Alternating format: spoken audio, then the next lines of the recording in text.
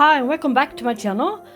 Today you're gonna follow me on a shopping trip to Hornbach, Bauhaus, Blomsterlandet, as well as back to my apartment, where I'm gonna show you what I've got. I will also try to deflask some Phalaenopsis seedlings for the first time in my life ever. Come along with me and look at some stores in Sweden.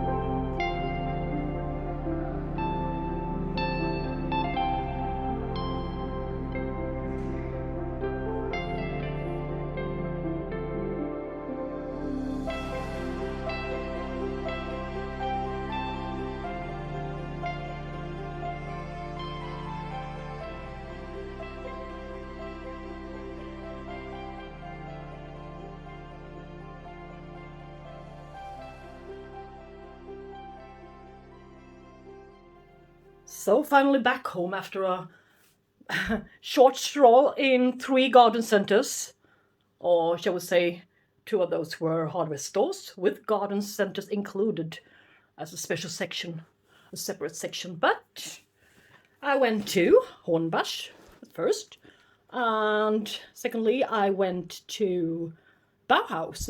It's also a German hardware store. And last I went to Blomsterlandet. Oh, well, I almost forgot. I also went to a place called Rusta. And at that special place, Rusta, you can buy almost everything except for flowers, live flowers. But you can buy a lot of stuff for your garden. Yeah, and yeah, for your home, basically. But I got myself a greenhouse. A small greenhouse. Good measurements. See for yourself. It's the length, it's 56 centimeters, width 30 centimeters, and height it's 120 centimeters. So it's a small, quite slim, and not so deep greenhouse. Well, it reminds me a little bit of my shelf here, 22 centimeters deep. And yeah, almost the same width, I think. And well, this one is a lot higher, but anyways, it could serve its purpose, and it will serve its purpose. Let's just see what's hiding in all this wrapping paper. It's something really it's something strange, and it even looks quite dead. But I can assure you that it's not. It's a Mimosa Pudica. This was the one that we touched, and then the whole leaf shriveled up. Yeah, just to unfold itself when nighttime comes, so it doesn't kill the plant, I mean the leaf, if you touch it. Self-preventing mechanism, I think, from bugs and stuff, I guess. But this one needs quite a lot of water and shouldn't dry out totally. So, and it shouldn't be placed to dry. I mean, it needs its humidity, but it also needs a little bit of sunlight. So I think the same care and a little bit more chilly. All right. So the same care for this one as I give my carnivorous plant, I think. Yeah. And I think I'm gonna place a self-watering thingy into it. Yeah, like this. So, and fill it up. So I'm gonna give it a little bit of water now and see what happens. So this is the day after, and as I said, I was gonna place this plant next to my carnivorous plants with some chili mist. I can choose between chili mist as well as hot mist, but in this case I chose chili mist. And she's got this vacation watering thingy, and I gave her quite a lot of water, so she was really thirsty. And she unfolded her leaves, so now we can see for real that the plant isn't dead or dehydrated. Yeah, and she's lovely. And she looks a little bit like strawberry plant.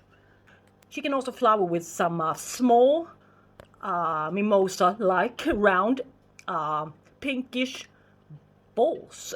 Well, I just have to wait to see what flowers look like, but yeah, it was a good thing that she's able to flower as well. I mean, to make up a little bit for the plant's appearance. Yeah. And I also went to another friend's house and fetched this jar of Phalaenopsis seedlings. He had a project at our orchid society, and he self-pollinated a yellow grocery store Phalaenopsis with a pink center about 1 year ago, and it had a seed pod, and he self-pollinated it and put it into small glass jars like this, and he asked if anybody would like to have a couple, and I said yes, of course. So this is my first time to deflask Phalaenopsis seedlings, so I'm not really sure how to do it, but I watched the video on YouTube, of course, and yeah, he went like this. Whoa, open it up and just dig them out here. Just dig them out. Easier said than done, I suppose.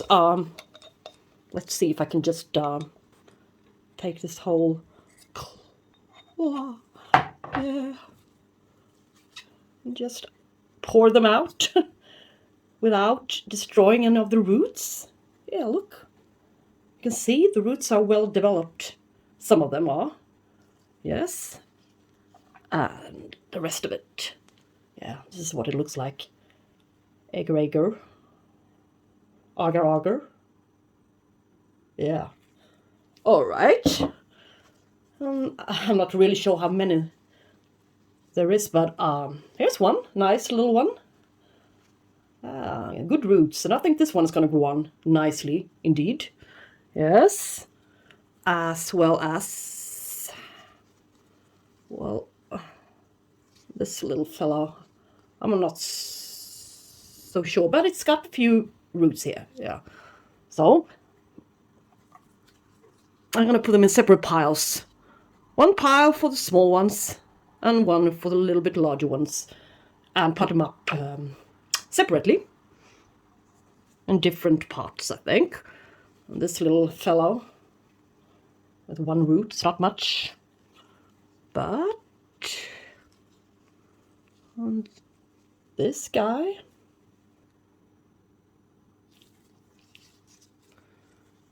this is really not, yeah, it really looks worse than it is, but the color of the leaves does look like this. It's natural color, a little bit more reddish, so there's nothing wrong with it. This is the way it should look, so it's okay. It's not rotten or anything. That's perfect. Yes. So and so and so, and this little fella. And this little bit larger piece here. This piece there, perhaps. And shall we see if I shall split up anything else here? Yeah, sitting in clusters. Yeah, one dead leaf. Peel that one off. Yeah, but overall, they're looking quite great. And this guy. Yeah. So now it looks like this.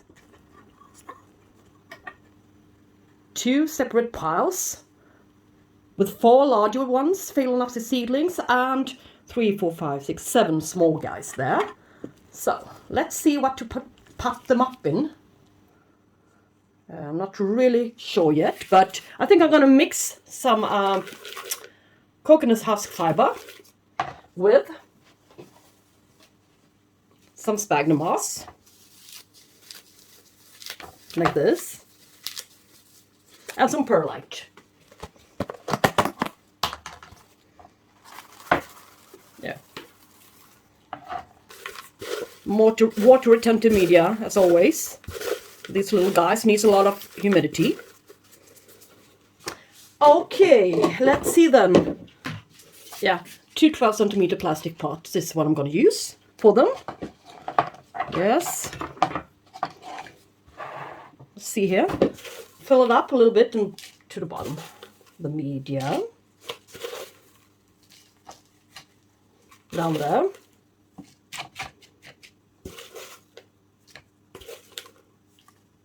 Yeah. Like this. And I'm going to spray a little bit so I can press it down, the media, as well as this one. Yep. And I'm going to place a few strands of sphagnum moss into this container. And I'm going to add some water to it. Get it all soaking wet, all drenched. The sphagnum moss. Here. Okay. And I'm going to do exactly the way I saw the guy on YouTube when he was propagating his Phalaenopsis seedlings. He built a little wall around it, around the pot, some kind of a little pile to the sides, yeah, with sphagnum moss. Just around it like this. Yeah, and dig a little hole. Yeah, something like that. I think I have to add a bit more moss. Yay! Now let's see. Let's start with the large one. I would like to cover the roots. All of them, if I can, if it's possible. Like this. And this guy as well, somewhere, somehow. Perhaps like this. Yeah. And this one. Put it here. And this one. Let's see if I have any left space for it. Yeah, perhaps down there. Yeah, and I'm just gonna cover the roots a little bit more properly here. So just tuck it in a bit, the roots in a little bit in sphagnum moss. So they're all covered with wet sphagnum moss. No roots in the air. Absolutely no roots in the air. Okay. Yeah. Let's see here. Yeah.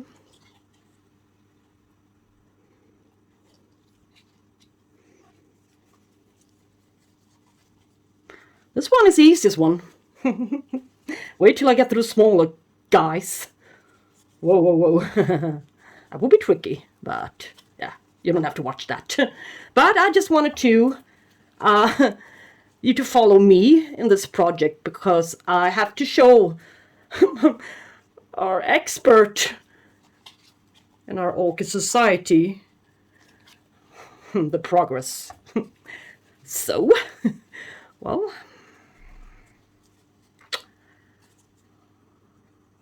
I have to make amends. I have to succeed. Okay, yeah. I think it's okay. There's nothing much else I can do. Yeah, and then just when I water them, I would just, let's see if I can find it. I will use this one. Yeah, I think it will work. Just pour water over it, like you water your garden plants. All right, like this. Okay. So, well, I'm gonna copy that concept for the small ones. So, yeah, now you know I have 2 pots with seedlings. And let's follow these guys and see what happens. And I potted them up this deep down because I would like the humidity to stay a little bit longer down there. So, and not too much draft. Okay? And I hope you cross your fingers that this will succeed for me. All right? I got another plant. And it's not orchids. I'm surprised. I'm surprising myself here, but I love all, almost all house plants. I mean, not only orchids, of course, but I just had to have this one. I mean, looking at this guy several times before in that particular store, so they have a really good price on it as well. In that store, Bauhaus, so I just had to get it. So now I have it, and let's just see if I can manage not to kill it. This is not the easiest one to grow, I've heard, but you'll be surprised what you're capable of. Yay! No, it's not the flower. It's just the text of how to keep it. So, it says, perhaps you would like to see its name first. Yay. It's a Medinilla candy. Yeah, look at his flowers. The ones I looked at in the store. Look, it's so beautiful. I just love it. A slight scent to it, but not much. But it doesn't matter since you can see the flowers. I mean, they make up for it. 100 times, I guess. Over and over. Look at this. Yeah, it's going to be in bloom for a while. And yeah, it bloomed already from this one down there. But it was the largest one they had. They all had 3 canes, so yeah. So I just picked the one with the largest leaves. I think the foliage is quite beautiful as well. So I really do like this one. And yeah, care guide. Yay. Let's just see here. It says the flowers will bloom for 8 to 16 weeks. Give it a lot of sun and water it once a week. 17 degrees at the minimum and 25 degrees at the maximum. Oh, yeah. And don't eat it, but the other, what? Don't fertilize it? No, don't eat it. That one I can understand, but yeah. Let's see, where's my language? Nowhere to be found, I guess. So I have to use English. Flowering period 8 to 16 weeks, as I said. Light standing place. Okay, avoid direct sunlight during summer. Optimum temperature is 17 to 25 degrees Celsius, as already said. Moderate watering. No fertilizer needed during the first flowering period. Yay! So you're gonna fertilize it when in active growth. That's my interpretation of it all. So, yeah. You might as well just stay. This lovely steak. No, well, it's okay. But now I have it. But I don't really know where to put it. But it might just be here in my kitchen for now. We shall see. Yeah. Okie dokie. That was all for today. And no orchids. Well, I'm not going to stop growing orchids. That's not my plan. It's just that I love houseplants so much as well. All right. Thank you so much for watching my little strange video. Walking about everywhere and nowhere, like usual. All right. Take care and have a nice day. And thank you for watching, as always. Take care. Bye-bye.